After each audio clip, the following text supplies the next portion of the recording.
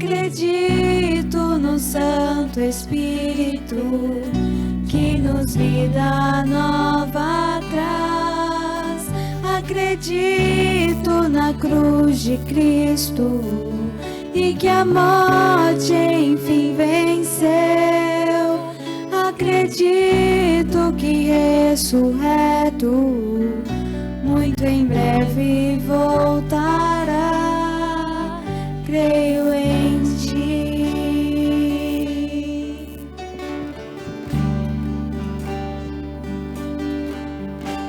Que nossa fé não seja hinos, apenas notas em canções.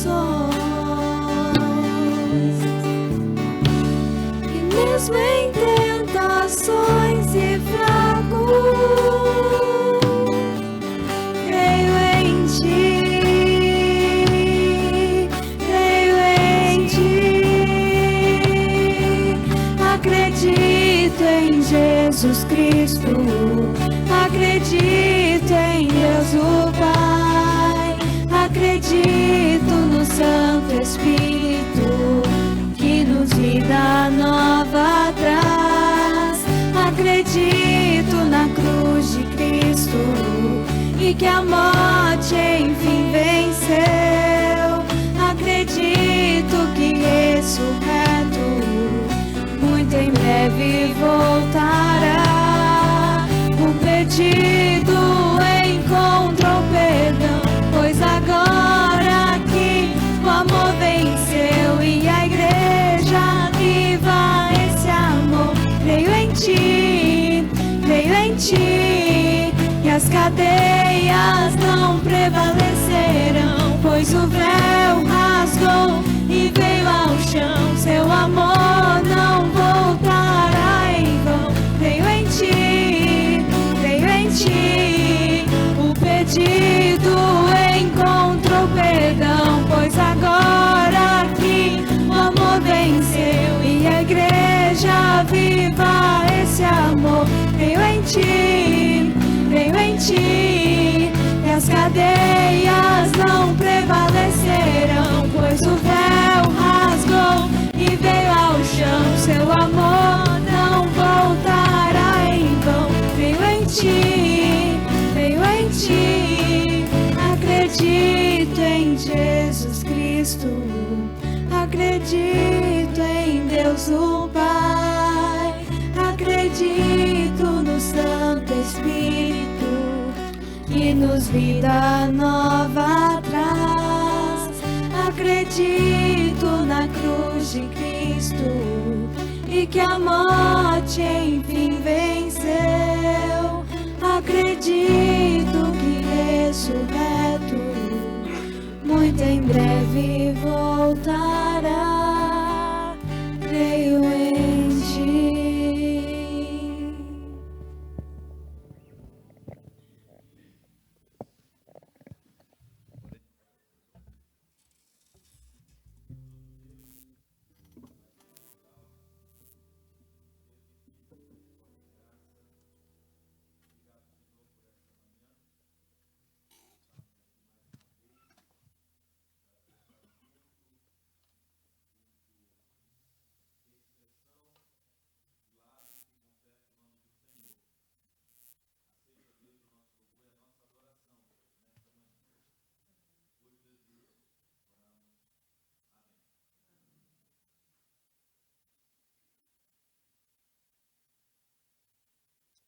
Eu sempre esqueço de ligar o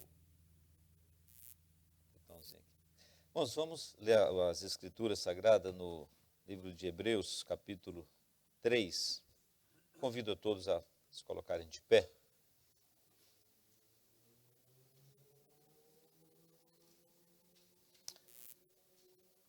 Carta aos Hebreus, capítulo 3, os versos de 1 a 6.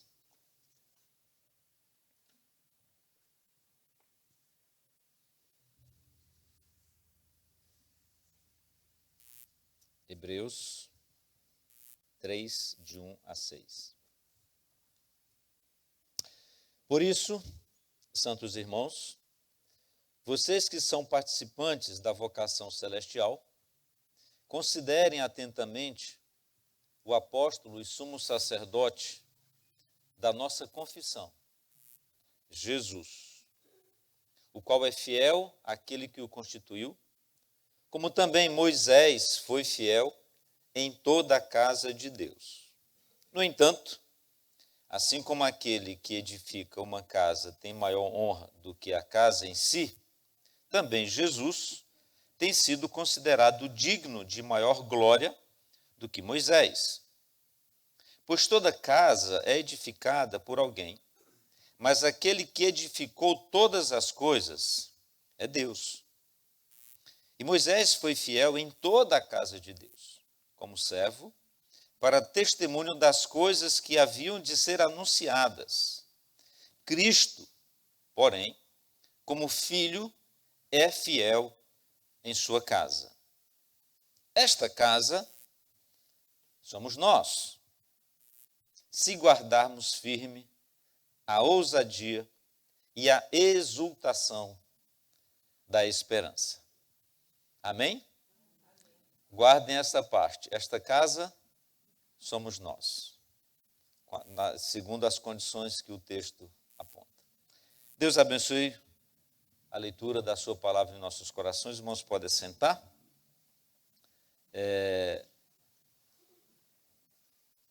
Temos algum aviso, algum irmão? Eu gostaria de... as crianças vão sair? Não? Ok. Eu gostaria que a gente fizesse mais uma oração nesse momento, pelo presbítero Marcos, especialmente pela Aline. A ausência dele nesta manhã se dá por conta de que a Aline ela teve uma complicação renal agora à noite. Ele então está cuidando dela. Vamos lembrar nesse momento da Aline, do presbítero Arnaldo também. Pastor, por gentileza.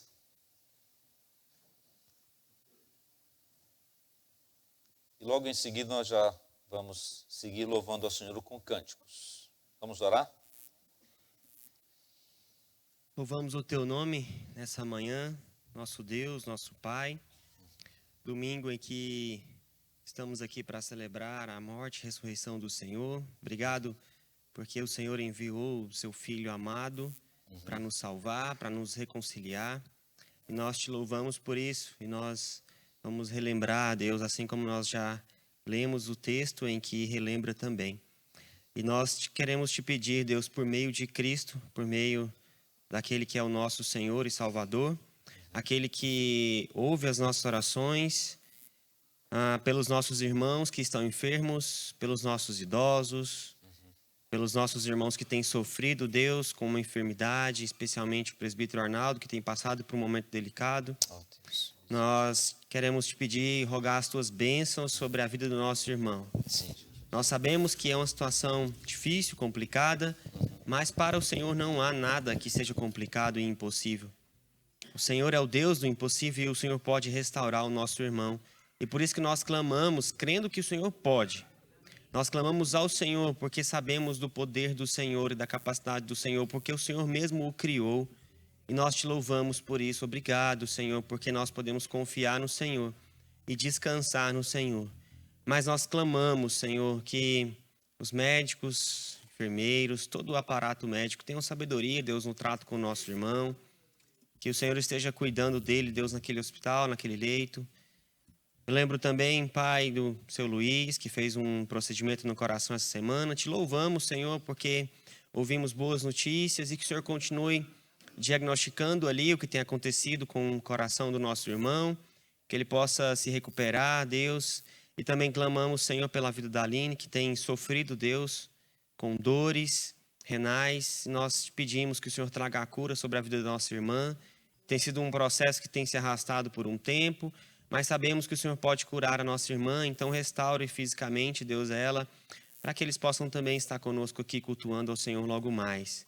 Traga a recuperação, Deus, e clamamos também pelos nossos idosos, pelos nossos irmãos que sempre cultuam o Senhor pela internet, Deus, que estão em casa nesse momento. Lembramos desses irmãos, Pai, que queriam muito estar aqui, mas não conseguem, Deus, pela condição física. Então, nós clamamos por esses irmãos, Pai. Nós não nos esquecemos deles e nos clamamos por eles. Que o Senhor esteja os abençoando, que a Tua paz esteja sobre o coração deles. Esses são os nossos pedidos como igreja do Senhor, no nome santo de Jesus. Amém. Bom dia, igreja. Quem pudesse colocar de pé para a gente cantar? Nossa primeira música é Pai Nosso. E a letra dessa música, a letra do versículo é muito bonita. Então, que tudo que a gente esteja cantando agora seja uma grande verdade nos nossos corações e na nossa vida.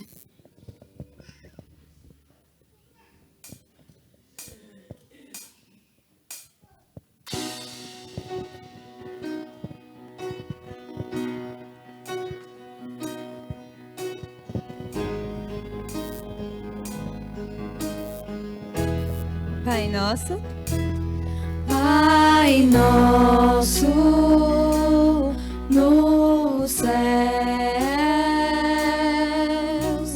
santo é o teu nome, teu reino buscamos,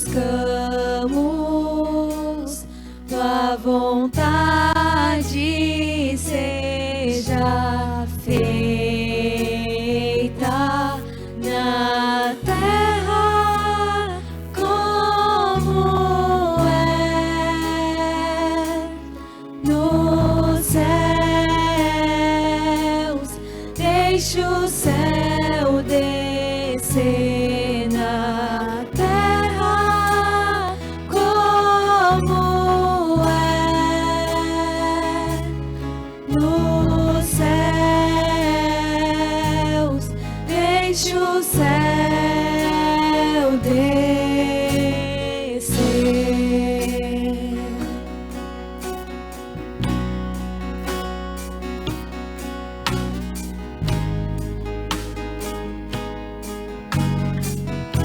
Do início.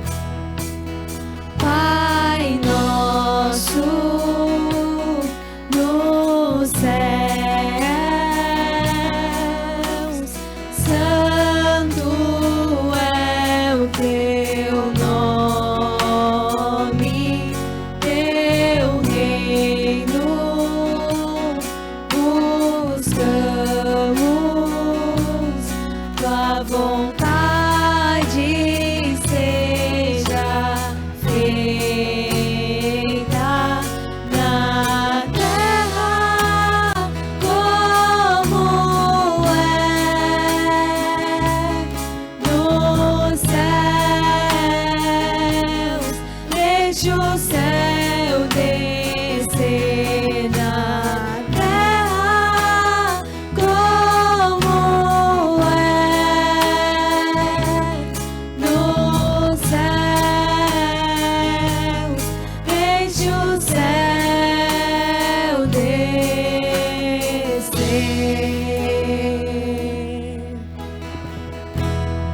Deixa o céu descer.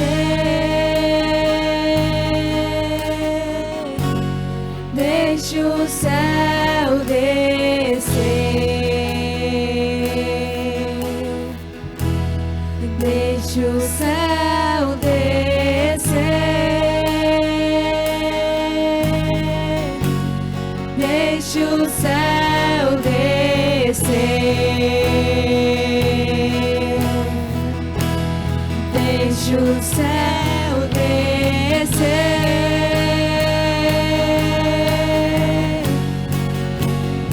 Teu é o reino.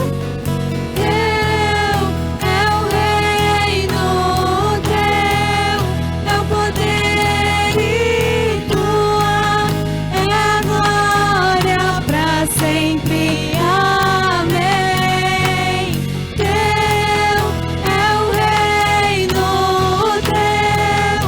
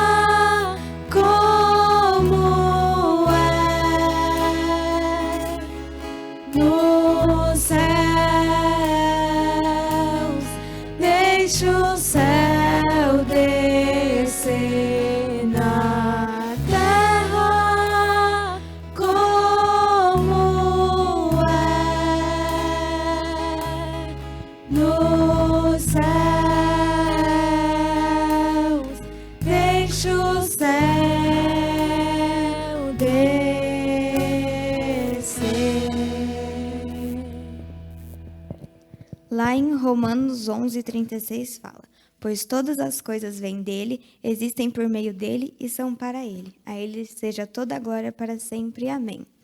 Nossa próxima música é Santo para Sempre. E vamos então louvar e dar glórias a ele.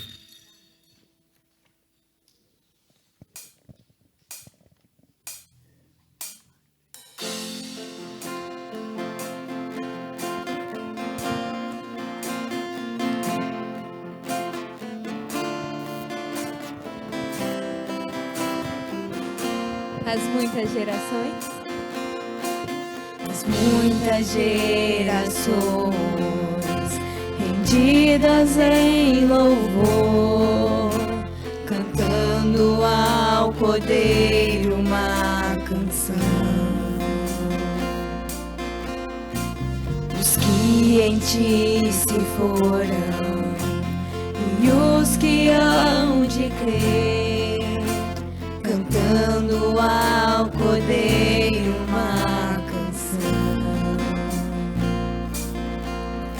Teu nome é o mais alto, teu nome é o maior, teu nome é sobre todos os tronos e domínios, governos e poderes. Teu nome é sobre todos, e os anjos clamam: Santo, toda a criação. Santo, exaltado és.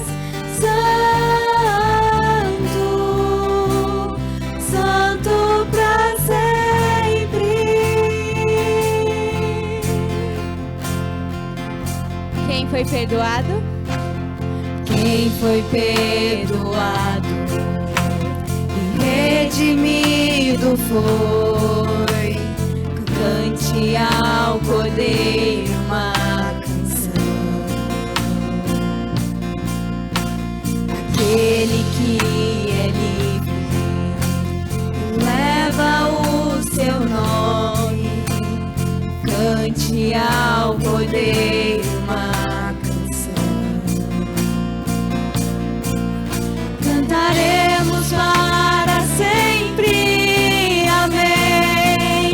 E os anjos clamam: Santo, toda a criação. Santo, exaltado és. Santo, Santo pra sempre. O teu povo canta: Santo, sim ao Rei dos Reis. Santo, tu sempre serás. Santo, Santo pra sempre. Teu nome?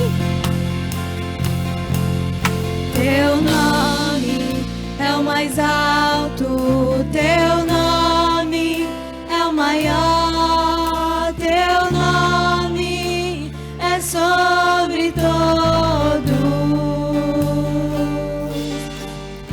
os tronos e domínios, governos e poderes. Teu nome é sobre todos, e os anjos clamam: Santo, toda a criação. Santo, exaltado és.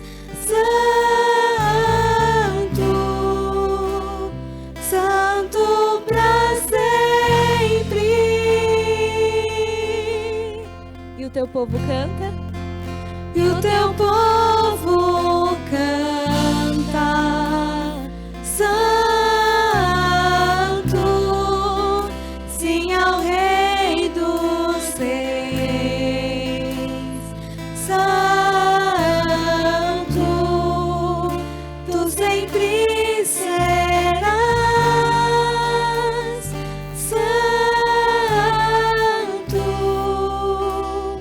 Santo pra sempre.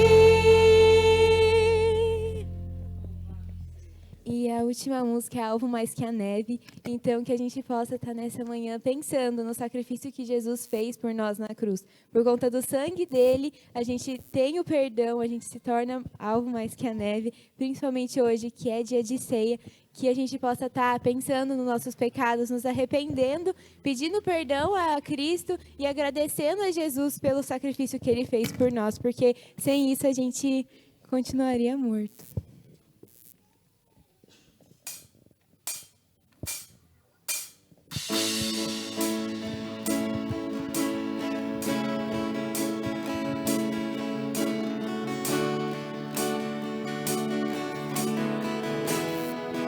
Seja bendito. Seja bendito o Cordeiro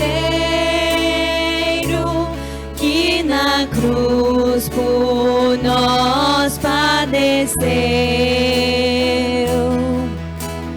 Seja bendito seu sangue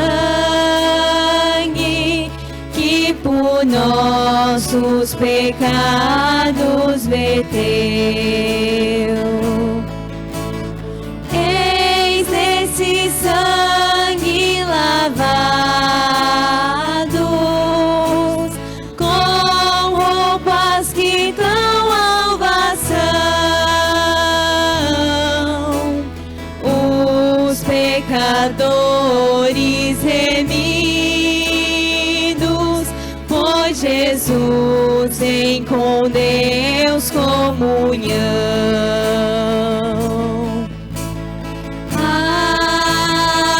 Alvo mais que a neve,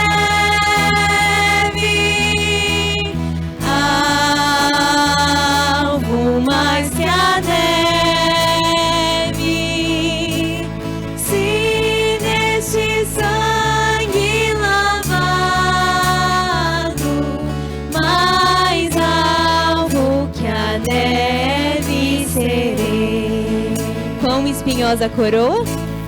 Quão espinhosa coroa que Jesus por nós suportou. Oh, quão profundas as chagas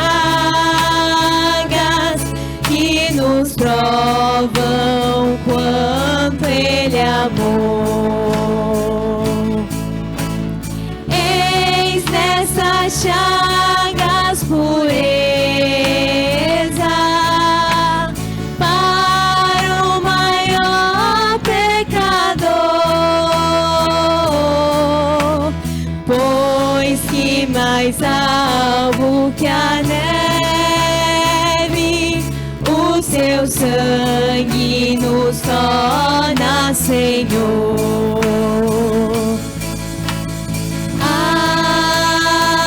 Alvo mais que a neve,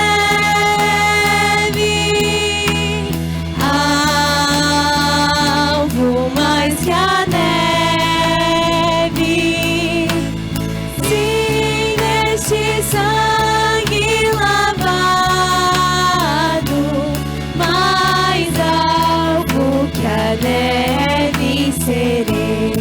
Se nós a te confessarmos, se nós a ti confessarmos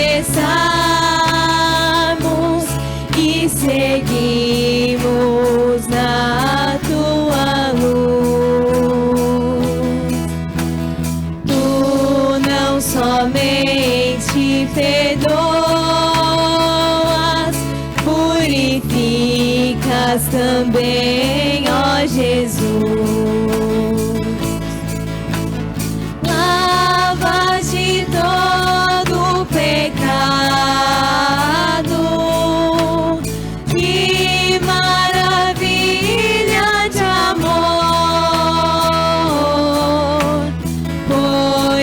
e mais alvos que a neve,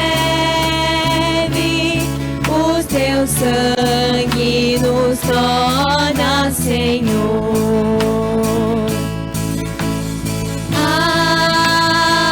Alvo mais que a neve,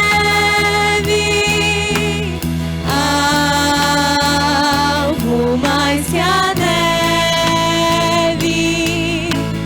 sim, neste sangue lavado, mais alvo que a neve serei. Sim, neste sangue lavado. Sim, neste sangue lavado, mais alvo que a neve serei. Amém. Podem se sentar.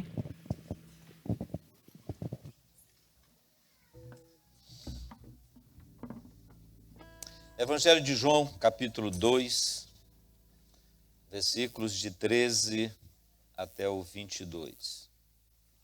Evangelho segundo João, capítulo 2, dos versos 13 até o 22. Quero trabalhar nesta manhã esse texto para a nossa reflexão, dividindo em duas partes, do verso 13 até o 17 e do 18 até o 22. Então, já peguem aí que o sermão terá 2 pontos.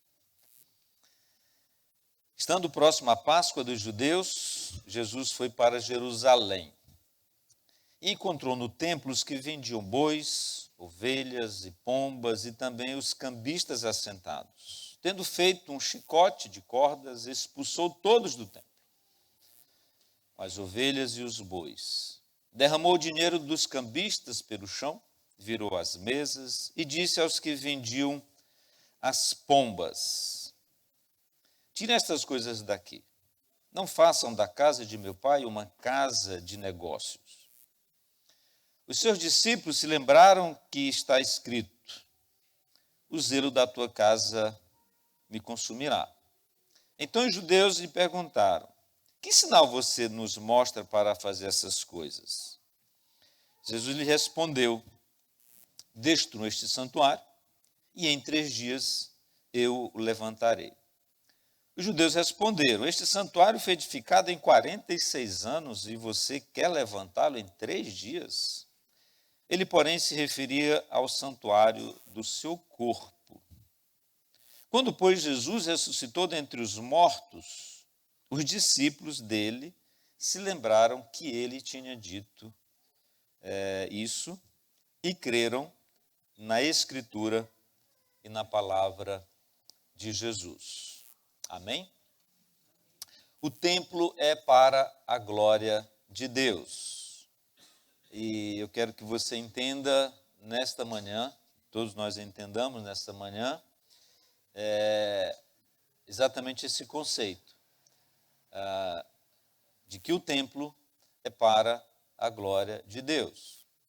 E, sobretudo, a gente precisa entender o conceito de um novo templo.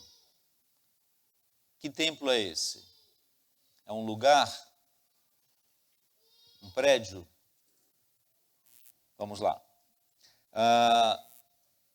Deus age no templo, transformando e incluindo os excluídos pelo pecado, que nos afasta da nossa plena comunhão com Ele e uns com os outros.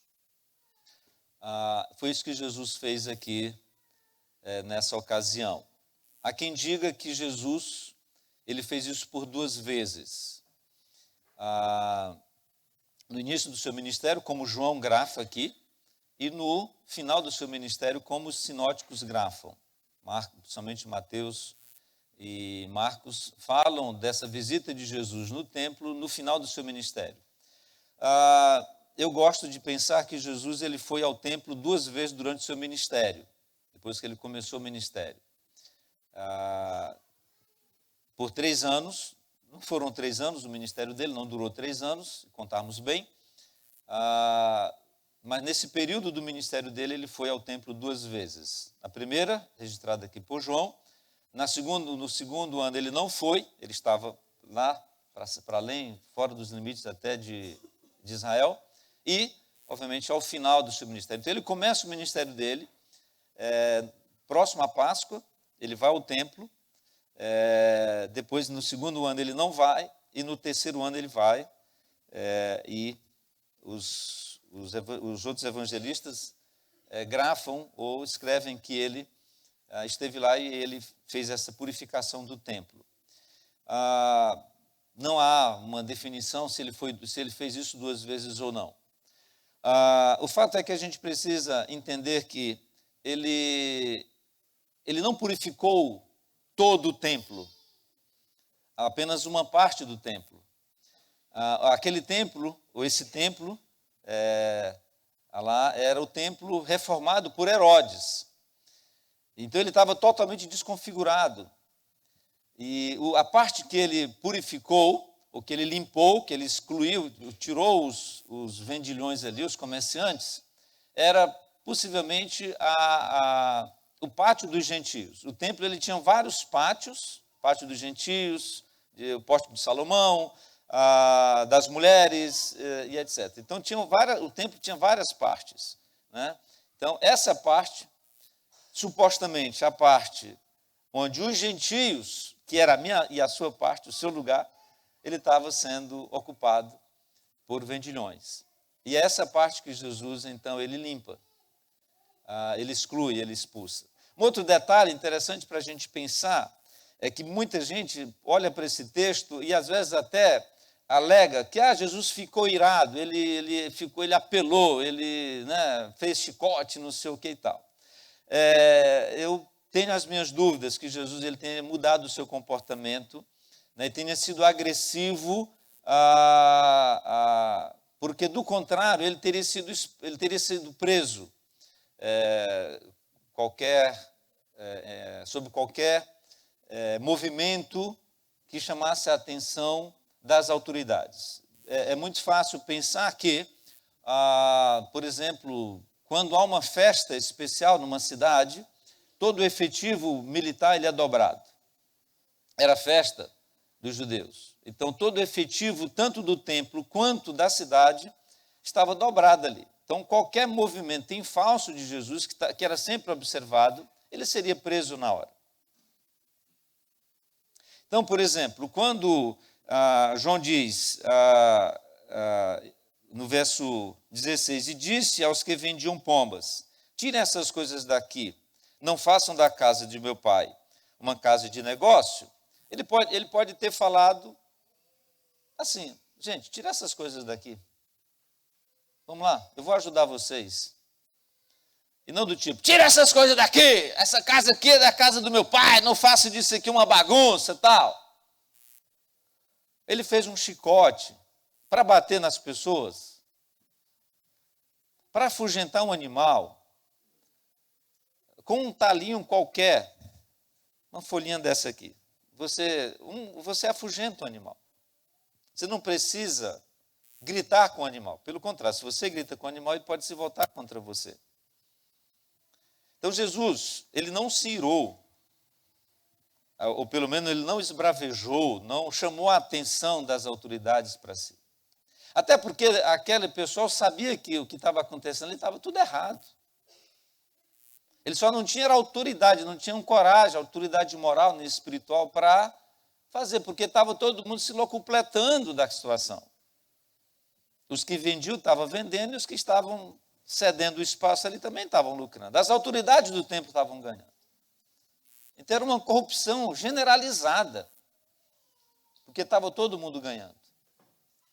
E essa é uma das alegações mais comuns que se ouve para a comercialização, né, da fé, dos espaços sagrados, né? É o emprego, é o ganho.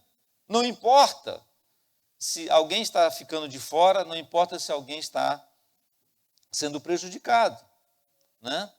Meus irmãos, os conceitos de templo, e aí é interessante que João, ele usa três palavras no grego, aqui, e no português também, na minha versão aparece assim, os conceitos de templo, hieron, casa, oikos, e santuário, naos, remetem para o mesmo objetivo, a habitação de Deus, e o conceito da habitação de Deus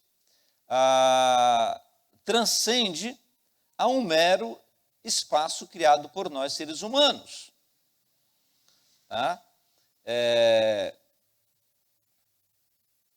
Às vezes, nós cantamos, Deus está no templo, Pai onipotente, a seus pés nos humilhemos.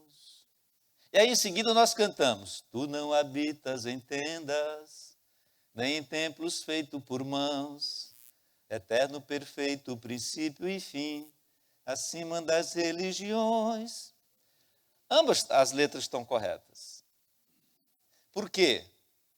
A habitação de Deus, a presença de Deus, ela não se limita a um mero espaço criado pelos seres humanos.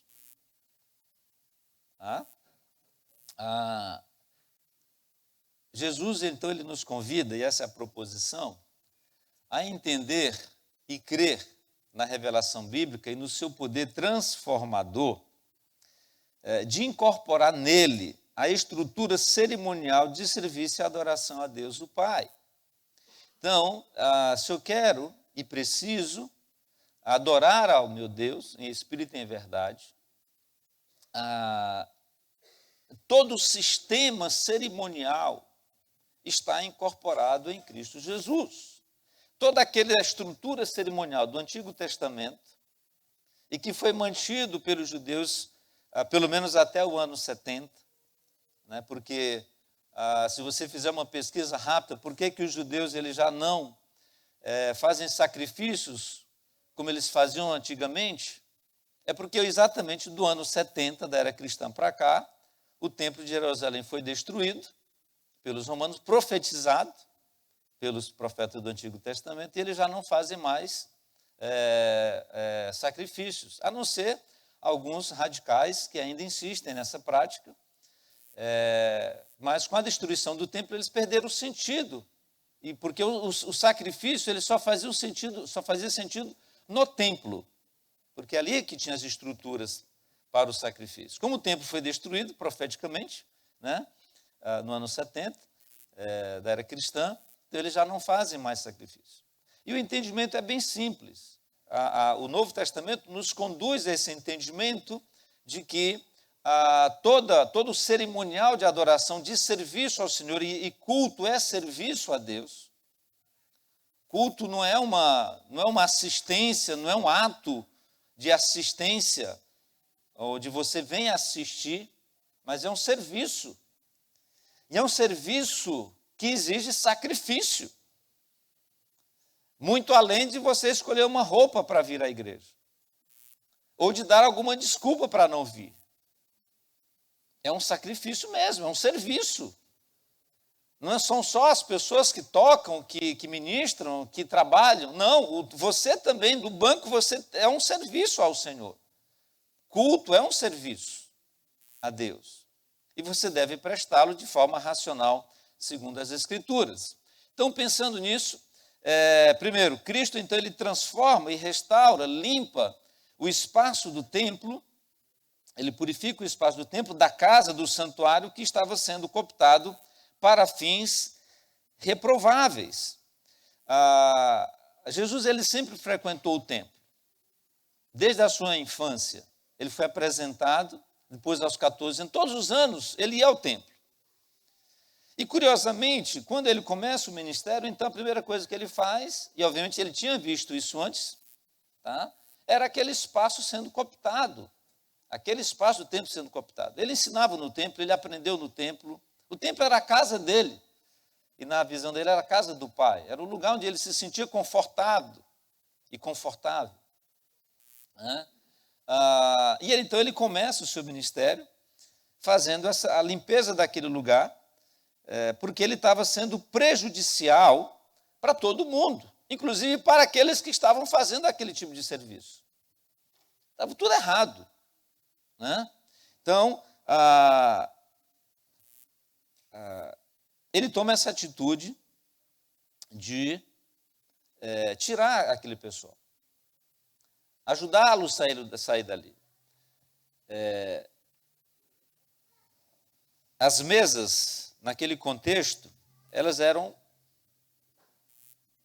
baixinhas, igual dos japoneses, dos orientais.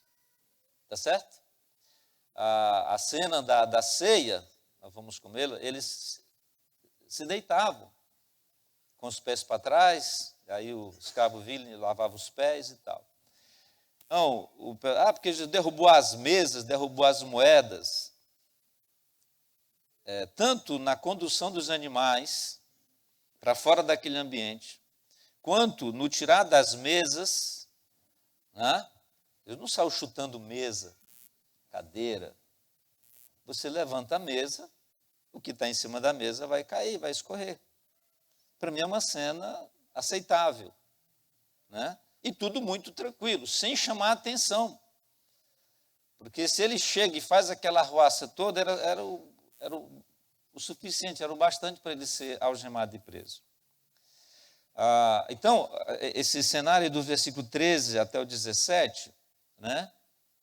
Jesus, ele faz isso mais baseado na sua autoridade, no seu zelo pela casa de Deus, que todos, principalmente os líderes do Sinédrio, as autoridades do templo, sabiam que aquilo ali estava errado, né?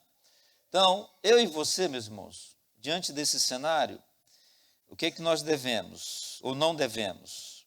Não devemos, sob nenhum argumento, cair nas armadilhas dos que usam o sistema religioso para cooptar nossa adoração sincera e verdadeira ao Senhor. Hoje, as influências, e não de hoje, obviamente, elas são muito intensas sobre nós, tentando desviar a nossa atenção, ou chamar a nossa atenção para aquilo que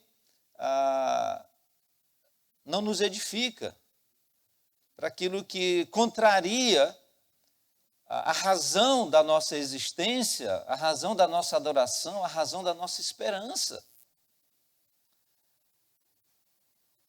Nós não podemos desviar o foco de Jesus e das Escrituras, tendo ele como centro das Escrituras, e não os objetivos escusos dos religiosos.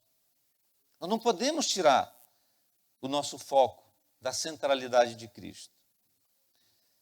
Então, a proposta é: apresente-se agora ao Senhor, apresente o seu corpo vivo em serviço a Ele. É o que diz Romanos 12, 1 e 2. Rogo-vos pela misericórdia de Deus que apresentei os vossos corpos como sacrifício vivo, santo e agradável a Deus, que é o vosso culto racional.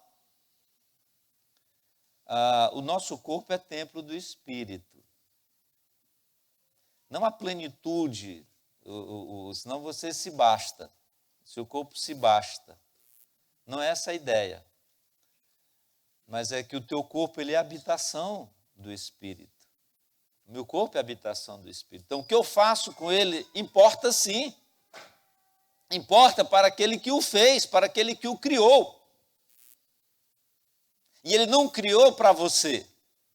Ele criou para ele.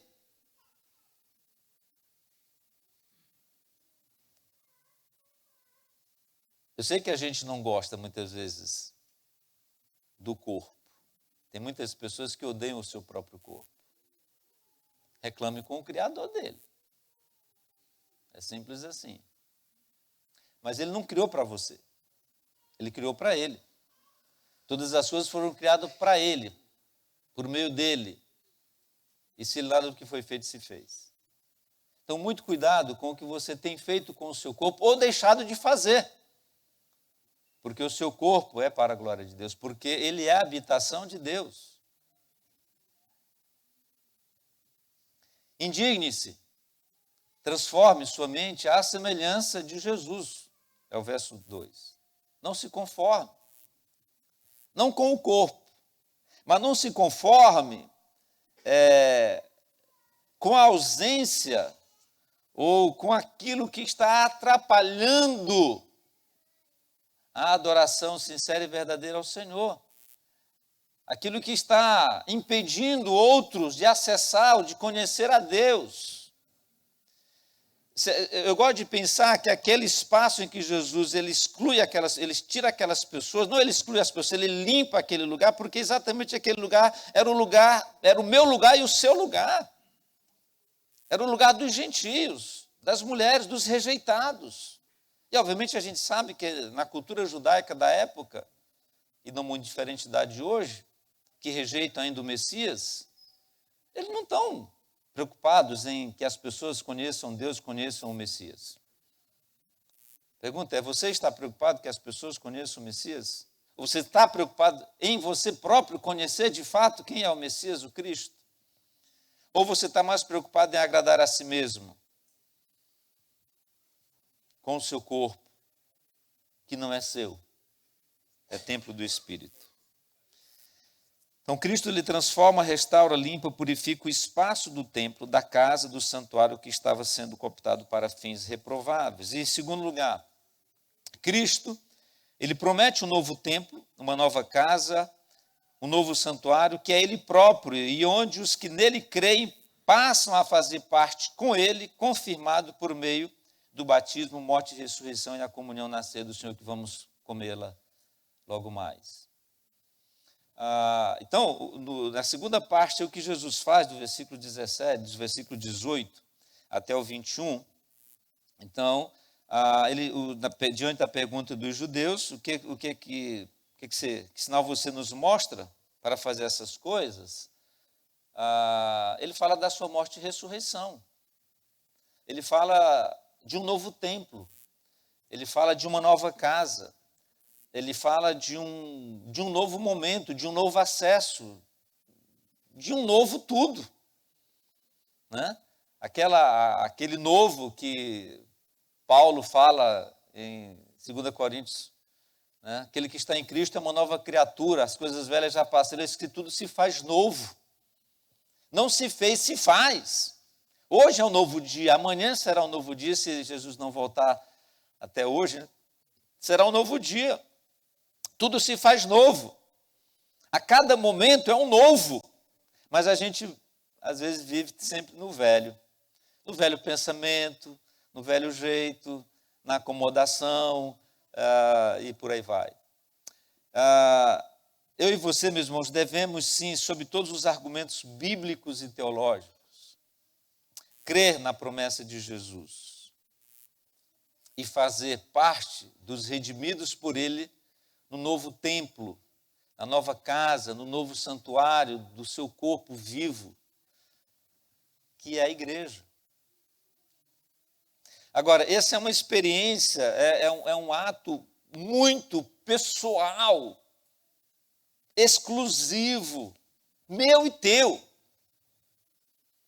Independente de quem estar ao lado.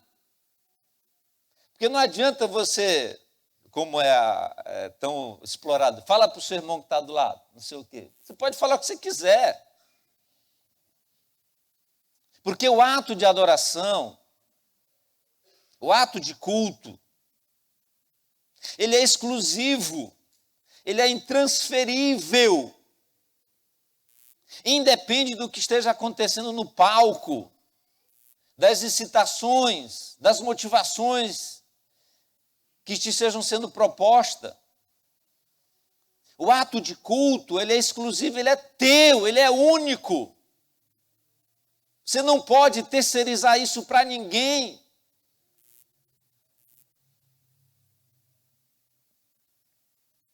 Eu sei que às vezes a gente faz umas perguntas estranhas. Você gostou do culto? Eu não gostei do culto. Não sei porquê, mas eu não gostei do culto. Mas o culto foi para quem foi o culto? Essa pergunta, ela é honesta, ela é verdadeira, ela faz algum sentido? Porque o culto foi para quem? O culto é para quem? Quem que tem que fazer essa pergunta? Porque eu e você estamos aqui para cultuar a Deus em espírito e em verdade. Então eu tenho que perguntar, Senhor, o Senhor gostou do meu culto? A música foi maravilhosa. O instrumental, a ceia, né, tudo servido, os irmãos do suporte aí tudo muito maravilhoso.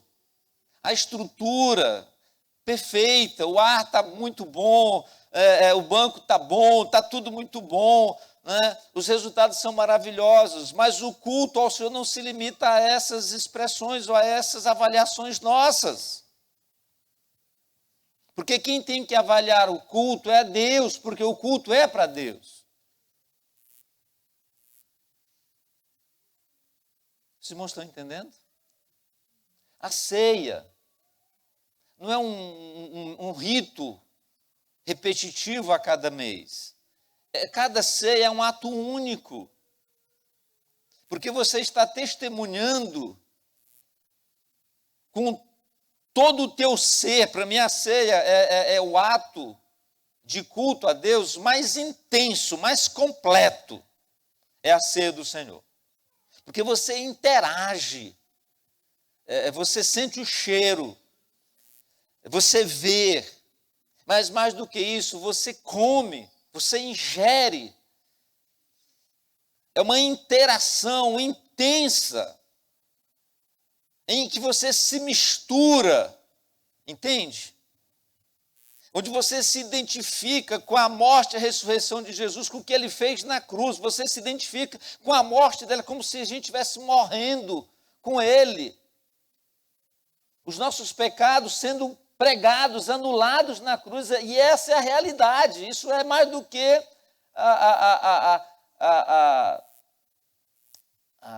palavras. É real, é concreto. É muito real. Por isso que você deve comer a ceia dignamente. Então, eu e você devemos, sob todos os argumentos bíblicos, crer nas promessas de Jesus e fazer parte disso. Viver isso intensamente. Não faz de conta. Por quê? Ele é o único caminho de acesso à casa do Pai. Ele é o único acesso. Não se turbe o vosso coração, crede em Deus, crede também na casa de meu Pai há muitas moradas. E essa casa, meus irmãos, que ele está citando ali, não é a eternidade, também. Mas naquele contexto ali de João 14, é o seu corpo que será transformado após a sua morte e ressurreição. Ele está indo para o sepulcro. O contexto ali, eu vou para o sepulcro e vou voltar. Eu vou morrer, mas vou voltar para estar com vocês. Ele está edificando em nós, os que cremos, um novo templo, uma nova casa. 1 Pedro 2, de 1 a 10, Hebreus 3, de 11 a 16, que nós lemos, fala exatamente disso. Vós sois casa espiritual. E ele está edificando em mim e em você essa morada, essa habitação. Deus está no templo? Está. Enquanto nós estamos aqui. Qual o sentido de Deus ficar aqui com esse templo fechado?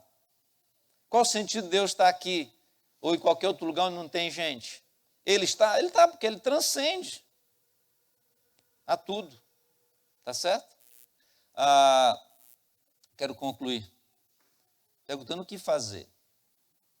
E Atos 2, 37 a 39, 50 dias depois da morte e ressurreição de Jesus, no sermão de Pedro, o pessoal pergunta assim, o que agora, o que a gente faz? E a resposta é, arrepende-se e creia, para ser transformado em um ser novo, de novo.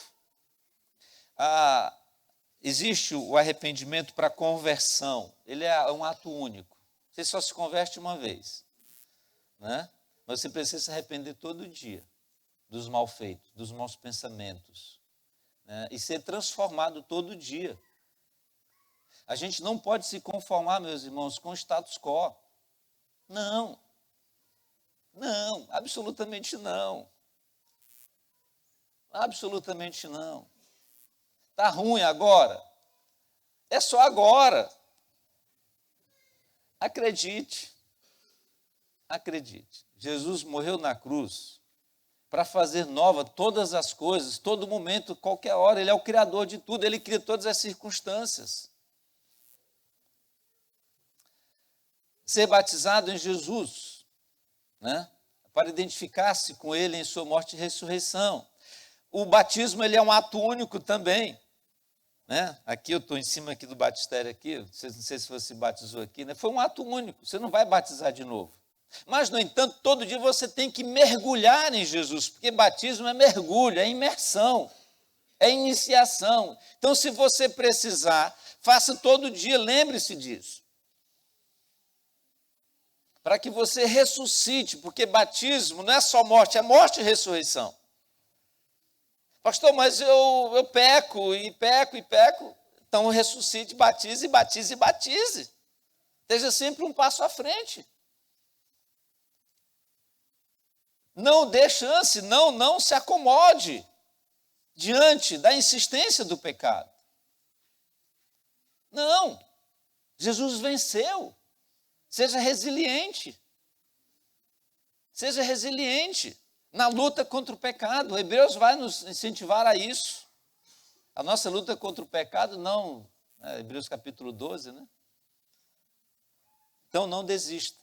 E por fim, fazendo isso, você vai receber o dom do Espírito Santo para testemunhar Jesus, incluindo outros.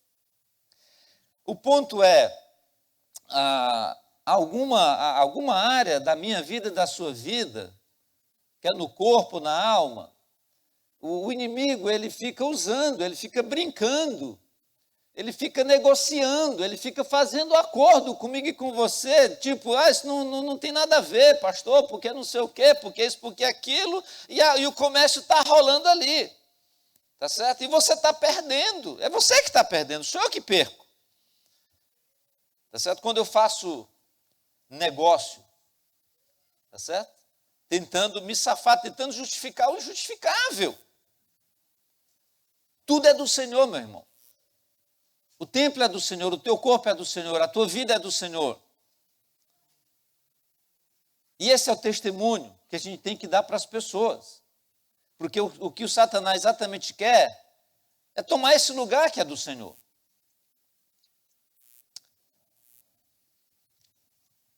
Vamos orar nesse momento?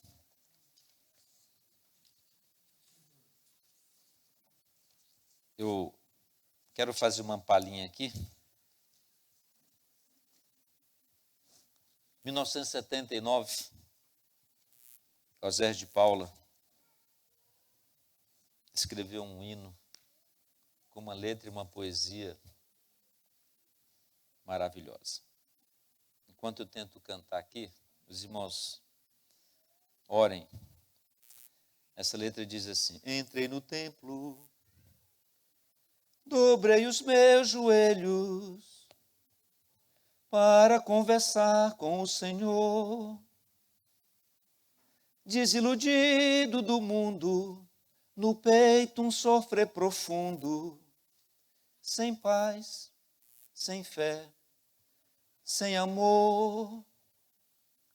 Ajoelhado, senti o meu pecado e o grande mal que ele me fez.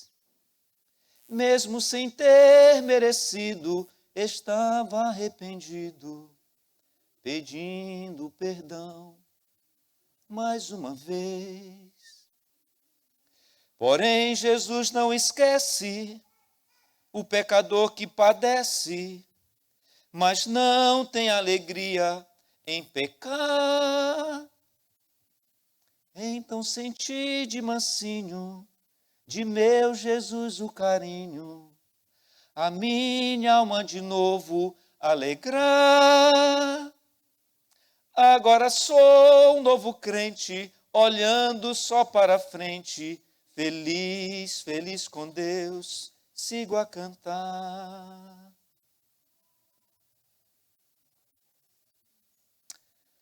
Obrigado, Senhor, por esta manhã, por tua palavra, pela revelação que ela nos traz da santidade do Senhor e do que o Senhor fez por nós naquela amarga cruz. levando consigo todo o peso do pecado que nos era prejudicial, o escrito de dívida que nos era prejudicial, encravou naquela cruz, anulando, Senhor. Muito obrigado. Obrigado porque o Senhor nos tirou do império das trevas e nos transportou para o reino do Teu Filho amado, onde temos a redenção, a remissão dos pecados. E por isso, Senhor, podemos comer do pão, beber do cálice, anunciando a morte e a ressurreição do Senhor até que o Senhor venha. Obrigado, Senhor. E que cada um aqui nesta manhã esteja pronto, esteja apto, segundo a avaliação do Senhor e segundo a autoavaliação, a partir do que o Senhor fez na cruz. E todos possam comer e beber alegremente, se misturando no pão e no vinho, que simbolizam o teu corpo e o teu sangue derramado na cruz do Calvário. Continue conosco, Senhor, nesta mesa posta, para a glória do Senhor mesmo. Amém. Amém. Eu preciso descer.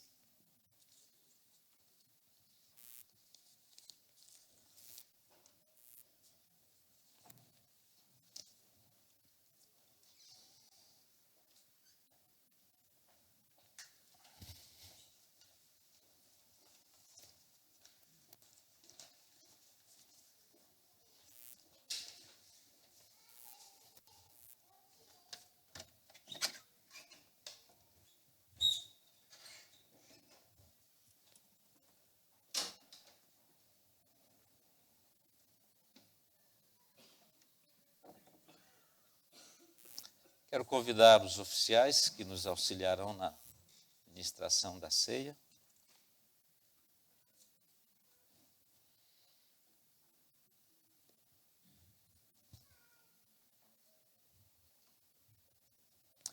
Eu preciso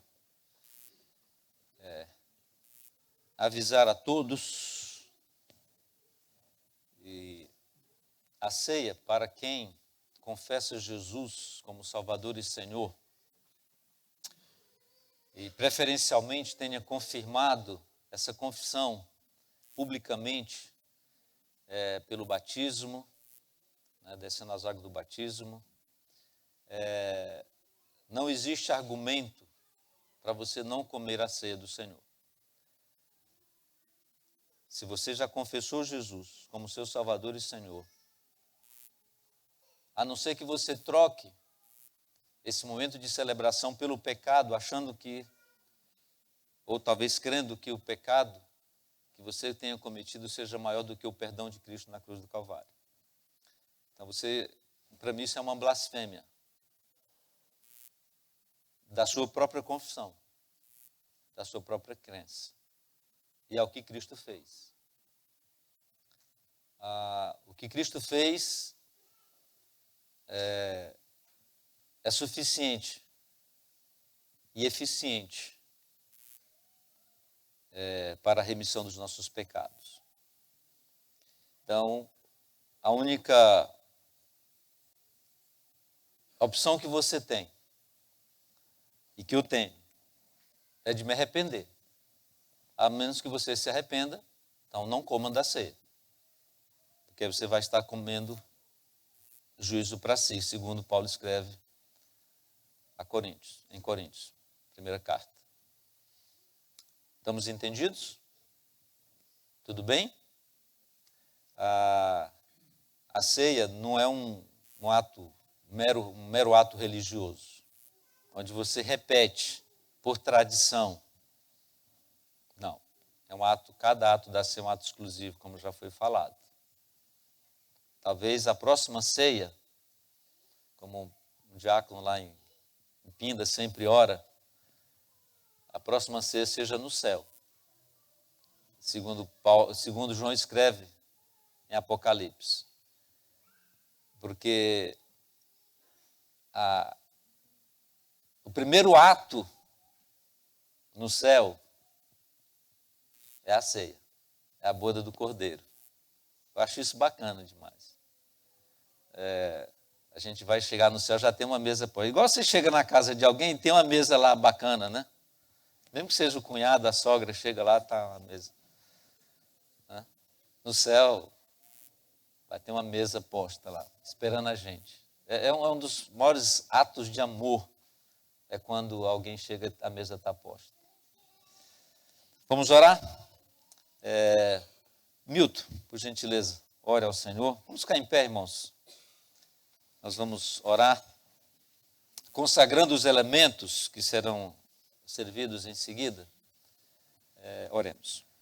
Muito obrigado, Pai, por mais esse dia que o Senhor nos dá, por mais essa oportunidade que o Senhor nos concede de nos reunirmos aqui à Tua mesa, para celebrarmos o Teu grande amor para conosco, Pai. O sacrifício de Cristo da cruz em nosso lugar. Nós Te agradecemos muito por isso, Pai. Te pedimos que o Senhor nos ajude a vivermos de modo digno desse grande sacrifício que o Senhor fez por nós. Em nome de Jesus, amém. Amém. Amém. Os irmãos que irão... Podem vir pegar? Gente, podem vir pegar. Os irmãos que irão servir.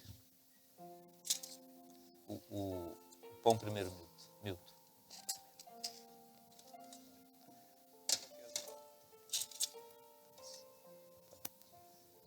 Já podem servir.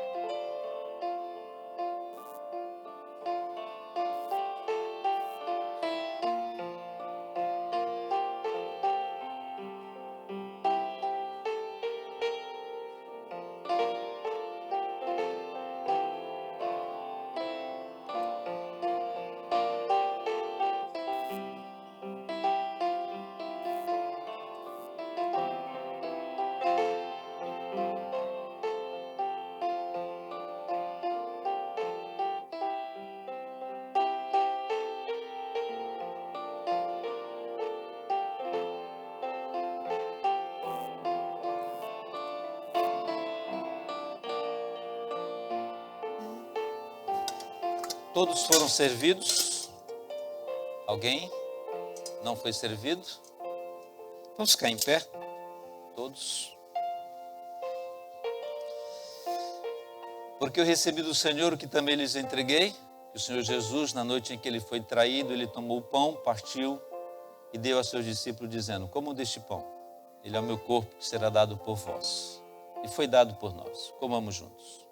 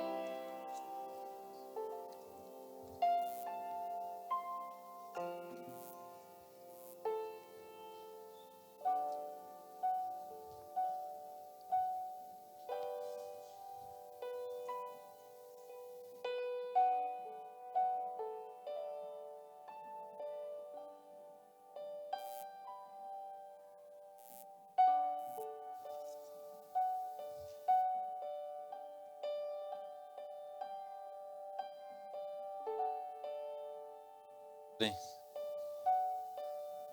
comer, tomar o cálice, permaneçam de pé para serem servidos, os irmãos podem servir.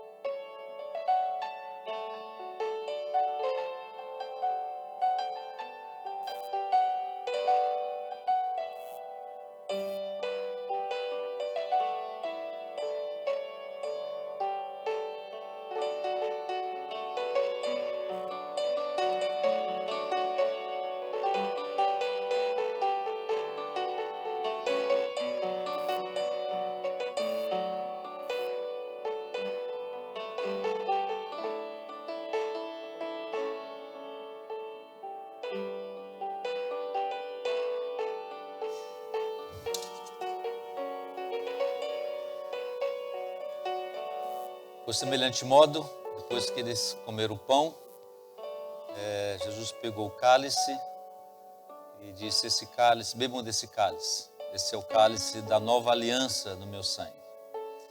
Bebei todas as verdes que se unirem em memória de mim.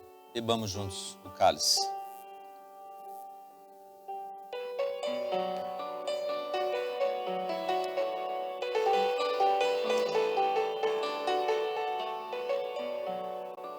Quero convidar o pastor Maciel, que está nos visitando, para que venha aqui e ore, encerrando esse momento. Pastor Maciel, da Igreja Presbiteriana, jubilado. Eu vou chegar lá um dia. Uma honra ter você aqui conosco, meu querido. Ore por nós nesse momento, encerrando esse culto, e em seguida eu darei a bênção. Oremos. Querido Deus e eterno Pai, na Tua presença nos encontramos nesta manhã. Agradecidos, ó Deus, por este privilégio que o Senhor está concedendo às nossas vidas de estarmos na Tua casa, neste dia do Senhor, reunidos como igreja, para Te adorar, para Te bendizer, para apresentar a Ti as nossas ações de graças, ó Deus. Obrigado. Por tudo que o Senhor tem feito por nós, pelo que temos recebido do Senhor, pelo Teu amor, pela Tua graça, pelas Tuas misericórdias, que se renovaram na manhã deste dia a nosso favor. E, ó Deus amado, nós te bendizemos por esta hora tão singular, importante para as nossas vidas. Pois recebemos da tua palavra, ó Deus, ministrada pelo teu servo, nosso pastor, nesta manhã. Continue nos dando alegria, bênção de nos reunirmos no templo para a adoração do Senhor, para te prestar culto. Só a ti é devido o verdadeiro culto. E, ó Deus, nós te glorificamos e te rendemos graças por este momento em que o Senhor mesmo, pela ação do teu Espírito Santo, nos trouxe à tua mesa para participarmos do sacramento da Santa Ceia. Relembrando, ó Deus amado, o que o Senhor realizou na pessoa de Jesus Cristo, teu Filho, a nosso favor. Na eternidade, o Senhor já pensava em nós.